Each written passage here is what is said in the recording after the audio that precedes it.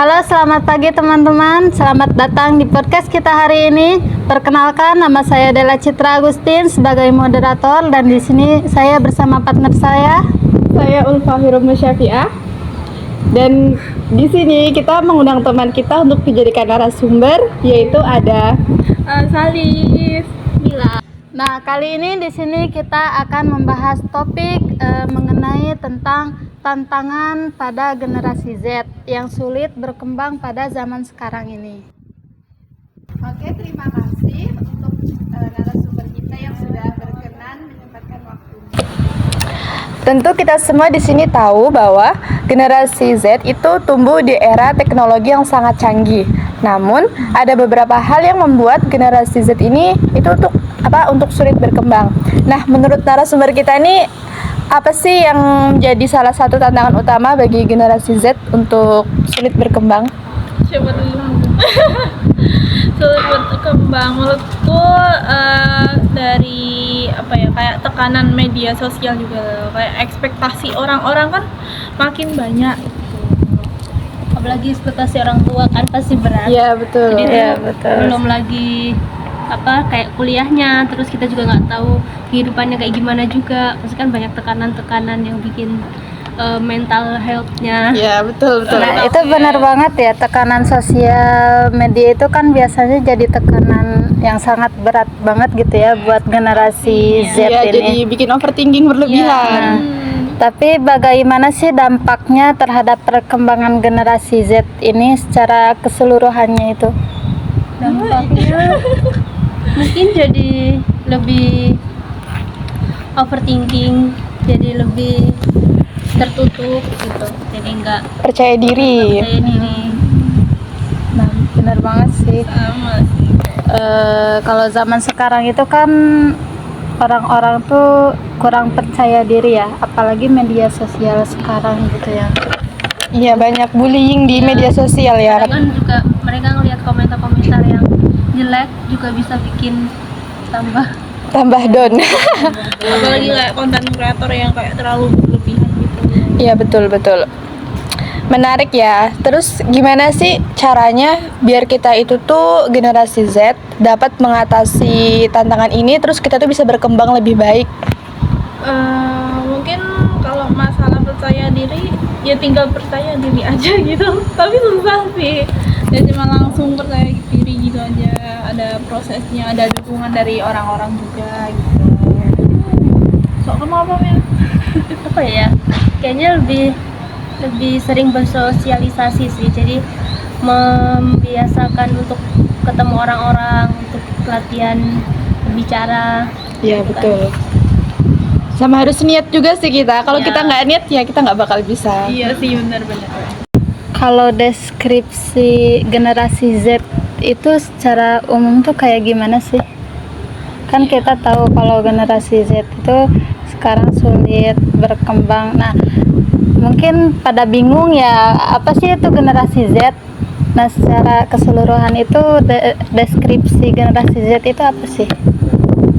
Kalau dari aku kayak yang manusia yang lahir tahun 2000-an gitu sampai 2000 berapa ya, kalau dari data itu 2014-an Iya, betul. gitu.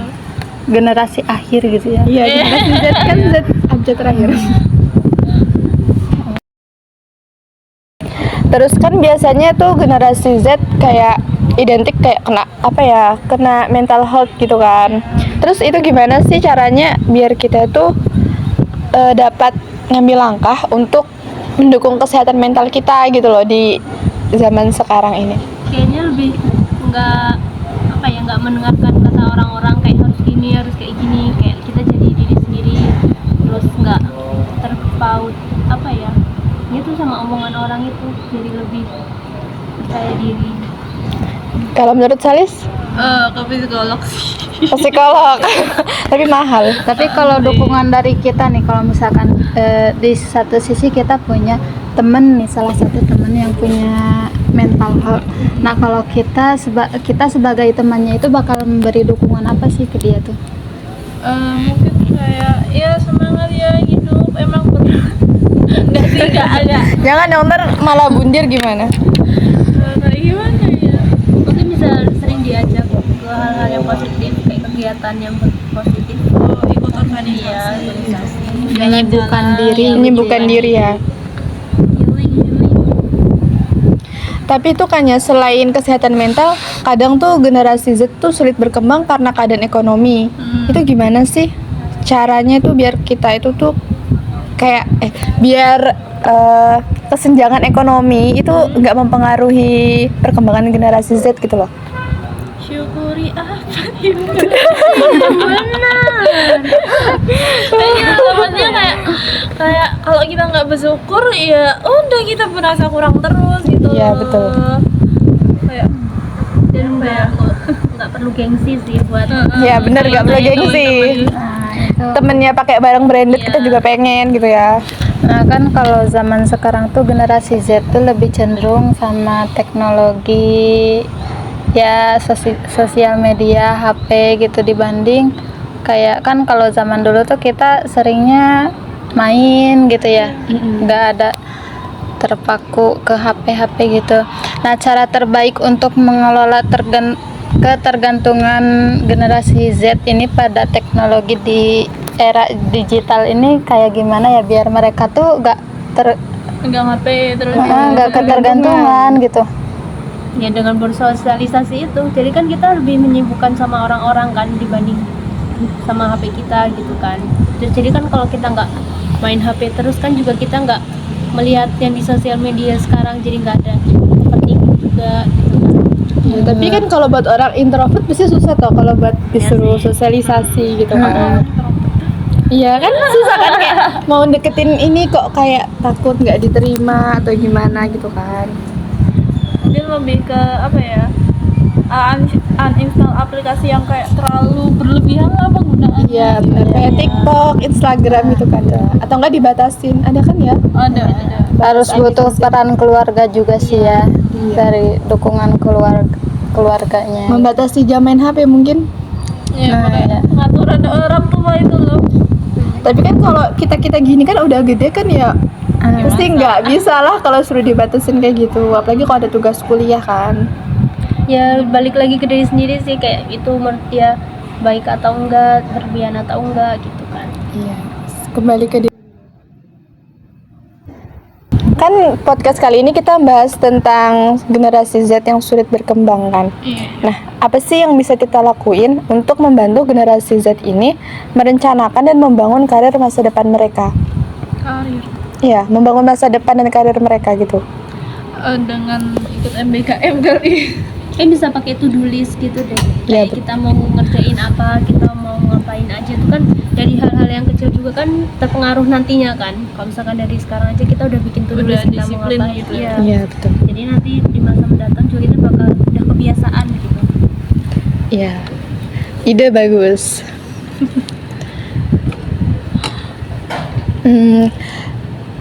Sejauh ini tuh generasi Z itu terlibat dalam isu-isu sosial nggak sih? Isu-isu sosial dan lingkungan gitu. Iya sih, kayak di TikTok tuh Pandawara gitu. Oh iya, iya kan. betul. Terus apa lagi kayak Banyak contoh yang baik-baik juga sih. Kan kayak dari Pandawara itu. influencer muda kayak gitu. Iya. Yang kontennya bermanfaat ya. Iya. Nah mungkin ini yang terakhir, pertanyaan dari kami, pengalaman kalian sebagai generasi Z itu bagaimana? Ya gimana? Pengalaman kalian deh sebagai generasi Z saat ini. Emang kamu enggak? Ya, kan kita moderator. Apakah kalian masih kayak bingung gimana ya caranya kita tuh berkembang apa gimana, atau apa udah berkembang? Jadi gede. Sedang proses. Iya, sedang proses ya, kita sama-sama lagi proses. Gimana berkembang ya? Iya gini-gini aja ya enggak. Kayak lebih lihat kayak tadi influencer yang bisa buat termotivasi gitu kan. Kayak pasti kan banyak tuh di TikTok juga, kayak nggak semuanya joget-joget doang kan. Iya, benar-benar. Jadi tuh banyak yang bisa buat kita jadi Semangat inspirasi gitu. dan Inspirasi. Kadang pengen gak sih jadi konten kreator gitu? Enggak sih aku. Kamu pengen nggak, Mil? Saya aku nggak bisa dengar komentar-komentar jelek, jadi mending nggak usah bikin. Iya bener ya, kayak mengatasi kena mental health. Opini orang kan nggak bisa dikendalikan. Iya, Jadi- bagi netizen Indonesia kan nggak bisa dikontrol kan. Penculit. Ketikannya itu. Jadi intinya tuh semua hal tuh ada sisi negatif dan positifnya ya. Ya tergantung kita lah yang nyarinya. Terus ada nggak sih dari kalian buat ngasih motivasi untuk generasi Z untuk kayak berpikir positif, terus bisa menghadapi tantangan sama potensi mereka dan bisa meraih potensi mereka gitu? Motivasinya gitu. Mungkin gunain waktu sebaik-baiknya gitu loh. Terus nggak terpaut sama omongan orang-orang, bisa lebih percaya diri, jadi diri sendiri lagi. Oke. Eksplorasi. Nih aku mau tanya, menurut kalian berdua, generasi Z itu kan ini ya, kayak punya tantangan untuk maju sama berkembang. Apa aja sih yang bikin mereka itu sulit gitu untuk berubah gitu? Menurutku tuh ini kayaknya suatu jebakan buat generasi Z saat ini. Karena mereka kayak cenderung membanding-bandingkan diri sendiri sama orang lain, terus buat mencari validasi orang lain gitu kan. Itu kan juga nggak baik buat diri kita sendiri kan. Betul. Terus ada Kalau lagi? kali- Orang lain dampak orang lain karena kan itu juga nggak sehat juga buat mental kita juga kan, kalau kita sering membandingkan kita sama orang lain gitu. Iya, terus ada lagi nggak? Oh bisa sih kayak ya tadi yang pertama banding-bandingin, terus kayak apa tadi kamu bilang selain Mencari banding- validasi. Mencari validasi. terus aduh ya Allah nggak sabar yang berujung komplain, terus apa lagi ya. Dan kadang tuh generasi Z tuh selalu melihat berita tuh cuma sekedarnya tanpa memastikan itu benar atau enggak, jadi kan udah Makan hoax kemakan gitu. Iya, hoax gitu. benar. Ya benar sih, pengalaman dari kita sendiri juga ya, kayak sering membanding-bandingkan diri kita dengan orang lain. Jadi kita kayak nggak pernah gitu. puas sama diri kita.